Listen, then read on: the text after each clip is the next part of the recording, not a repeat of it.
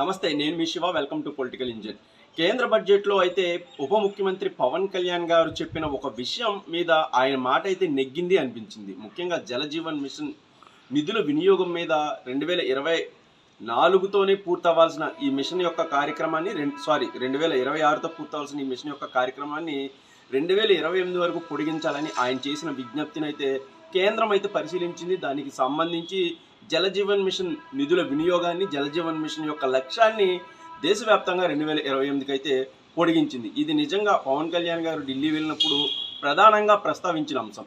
ఖచ్చితంగా రాష్ట్రంలో పరిస్థితి దృష్ట్యా గత 5 ఏళ్లలో జలజీవన్ మిషన్ పనులు ఏమాత్రం ముందుకు సాగని దృష్ట్యా ఖచ్చితంగా దీన్ని మళ్ళీ గాడిలో పెట్టాలి. పథకం యొక్క లక్ష్యాన్ని బోరుబావుల ద్వారా కాకుండా సమీపంలో ఉన్న రిజర్వాయర్ల ద్వారా నీరు తీసుకొచ్చి గ్రామీణ ప్రాంతాలకు అందించాలి అనే గొప్ప బృహత్తర లక్ష్యం సాధించాలంటే 2028 వరకు గడువు ఇవ్వాలి అని పవన్ కళ్యాణ్ గారు కోరిన మీదప ఇతర రాష్ట్రాల్లో ఉన్న పరిస్థితులను, ఆంధ్రప్రదేశ్లో ఉన్న పరిస్థితులు అన్నింటినీ బేరీజు వేసి కేంద్ర బడ్జెట్లో అయితే జలజీవన్ మిషన్ నిధుల లక్ష్యాలను లేకపోతే వినియోగం యొక్క గడువు తేదీని 2028 చివరి వరకు కేంద్ర ప్రభుత్వం అయితే పూర్తి స్థాయిలో పొడిగించింది. ఇది నిజంగా పవన్ కళ్యాణ్ గారు కలలు కన్నా లేకపోతే అమృత్ ధార కింద ఇటీవల ప్రకటించిన జలజీవన్ మిషన్ పూర్తి స్థాయి రాష్ట్రంలో పనుల వినియోగం లేకపోతే పనుల ముందుకు తీసుకువెళ్ళడం విషయంలో ఇది గొప్ప స్టెప్. ఇది చాలా ఆంధ్రప్రదేశ్ ప్రభుత్వానికి కానీ ఇతరత్ర దేశంలో ఉన్న ఇతర రాష్ట్రాలకు కానీ జలజీవన్ మిషన్ నిధులను వినియోగించుకోవడంలో కానీ పనులను ముందుకు తీసుకువెళ్ళడంలో కానీ ఇది చాలా ఊరట కలిగిస్తుంది అని అయితే మనం ఖచ్చితంగా చెప్పొచ్చు. మొత్తం జలజీవన్ మిషన్ పథకంలో భాగంగా గ్రామీణ ప్రాంతాల్లో ప్రతి ఇంటికి తాగునీరు ఇవ్వాలి, ప్రతి మనిషికి రోజుకు 20 లీటర్ల కనీసం 20 నుంచి 25 లీటర్ల తాగునీరు ఇవ్వాలి అనేది లక్ష్యం. పూర్తి స్థాయి తాగునీరు అక్కడ సమీపంలో ఉన్న బావుల ద్వారా, బోర్ల ద్వారా కాకుండా సమీపంలో ఉన్న రిజర్వాయర్ల ద్వారా వర్షపు నీటిని తీసుకువచ్చి గ్రామీణ ప్రాంతాల ప్రజలకు అందించడం ద్వారా భూగర్భ జలాలను వినియోగాన్ని తగ్గించవచ్చు అనేది జలజీవన్ మిషన్ యొక్క పథకం యొక్క లక్ష్యం. వైసీపీ ప్రభుత్వ హయాంలో ఈ లక్ష్యం పూర్తిగా పక్కదొప్పుకుంది.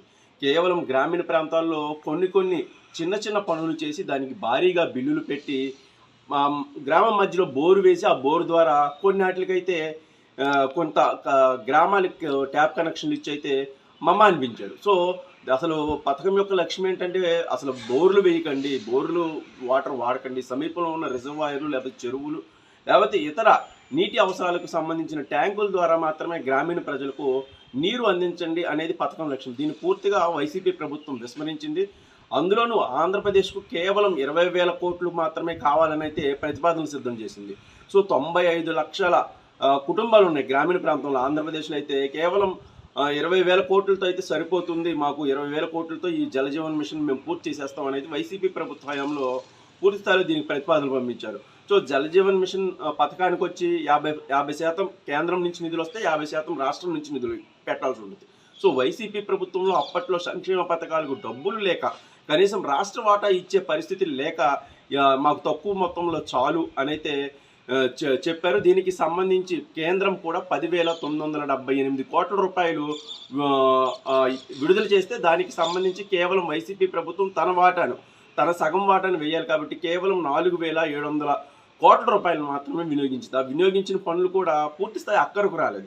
ఎక్కడ పడితే అక్కడ బోర్లకు సంబంధించి పైపులు వేసేయడం, తర్వాత పైపుల నుంచి పూర్తి స్థాయి కనెక్షన్ లేకుండానే మధ్యలో వదిలేశారు. దీనికి బిల్లులు మాత్రం భారీగా చేసేసుకున్నారు కానీ పనులు అయితే సరిగా అవ్వలేదు. సో గ్రామీణ తాగునీటి రక్షణ శాఖ మంత్రిగా పవన్ కళ్యాణ్ గారి బాధ్యతలు స్వీకరించిన తర్వాత జలజీవన్ మిషన్ నిధులపైన, జలజీవన్ మిషన్ పనులపైన అయితే పూర్తి స్థాయిలో పల్స్ సర్వే కూడా చేయించారు. పల్స్ సర్వేలో వచ్చిన నివేదికలను బట్టి ఎక్కడా కూడా సరైన రీతిలో ఈ పూర్తి అవ్వలేదు పనులు అని గుర్తించి 40,000 పనులు, అంటే మధ్యలో ఉన్న పనులు 40,000 పనులను జలజీవన్ మిషన్ పనులను రద్దు చేశారు. సో కొత్తగా మళ్ళీ వీటిని పునరుద్ధరించాలి. 25% పూర్తిగా పూర్తయిన పనులను కొనసాగిస్తూ 25% కన్నా లోపైన పనులను మళ్ళీ కొత్తగా ప్రతిపాదించడం ద్వారా దగ్గరలో ఉన్న రిజర్వాయర్లు లేకపోతే తాగునీటి వనరులకు దీన్ని అనుసంధానం చేయాలని అయితే పవన్ కళ్యాణ్ భావించారు. దీనికి మొత్తంగా అమృత్ ధార అని పూర్తి స్థాయిలో దీని మొత్తానికి ఈ పథకాన్ని మళ్ళీ రీషఫుల్ చేస్తూ మొత్తంగా ఒక ప్రణాళిక డిపిఆర్ అయితే సిద్ధం చేశారు. డిపిఆర్ను పట్టుకొని అయితే ఢిల్లీ వెళ్ళారు. ఢిల్లీ వెళ్ళిన తరువాత అక్కడ జరిగిన పరిణామాలు, అక్కడ జరిగిన మంత్రులను లేకపోతే ఇతర ఉన్నతాధికారులను కలిసిన సమయంలో 2028 వరకు ఖచ్చితంగా ఇది పొడిగించాలి. కూటమి ప్రభుత్వం ప్రతి ఒక్కరికి తాగునీటిని ఇవ్వడానికైతే సిద్ధంగా ఉంది. ఈ పథకాన్ని మేము ఖచ్చితంగా ఉపయోగించుకుంటామని కేంద్రానికి చెప్పిన తర్వాత కేంద్రం కూడా దీని మీద ఆలోచించి చాలా రాష్ట్రాలు ఇంకా జలజీవన్ మిషన్ పనులు పూర్తి స్థాయిలో చేయలేదని భావించి 2028 వరకు ఈ పథకాన్ని అయితే పొడిగిస్తున్నామని బడ్జెట్లో చెప్పారు. ఇది నిజంగా ఉప ముఖ్యమంత్రి పవన్ కళ్యాణ్ గారి విజయం అని అయితే నేను అనుకుంటాను. ఆయన పూర్తి స్థాయిలో వచ్చిన తర్వాత జలజీవన్ మిషన్ నిధులపైన పూర్తిగా దృష్టి పెట్టారు. ఇది పూర్తిగా ఆయన విజయం.